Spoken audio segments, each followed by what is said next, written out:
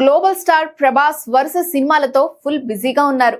అయితే ఇటీవల విడుదలైన రాజాసాబ్ సినిమా సమయంలో సోషల్ మీడియాలో ప్రభాస్ లుక్ అలాగే బాడీ లాంగ్వేజ్ పై కొన్ని నెగిటివ్ కామెంట్స్ వచ్చాయి.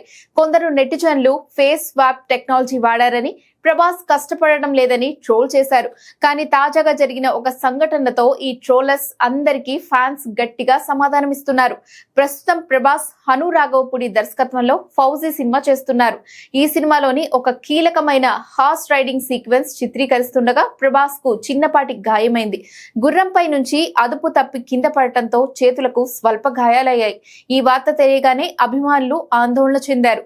కానీ ఇది చిన్న గాయం మాత్రమేనని, ప్రభాస్ కోలుకున్నారని తెలియడంతో అంతా ఊపిరి పీల్చుకున్నారు.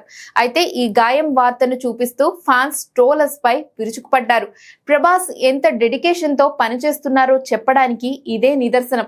డూప్స్ వాడకుండా రిస్కీ సీన్స్ చేస్తున్నప్పుడు ఇలాంటివి జరుగుతుంటాయి అంటూ సోషల్ మీడియాలో పోస్టులు పెడుతున్నారు ఫ్యాన్స్. ప్రభాస్ తన ఆరోగ్యం గురించి కూడా పట్టించుకోకుండా సినిమాల కోసం ఎంత కష్టపడుతున్నారో ఈ సంఘటన ద్వారా తెలుస్తోంది. కాగా ప్రస్తుతం ప్రభాస్ 1-2 రోజులు విశ్రాంతి తీసుకొని తిరిగి షూటింగ్ లో పాల్గొననున్నారు. ఫౌజీతో పాటు స్పిరిట్ సినిమాలను వీలైనంత త్వరగా పూర్తి చేసి మరికొంతకాలం తన ఆరోగ్యంపై దృష్టి పెట్టాలని డార్లింగ్ భావిస్తున్నారు.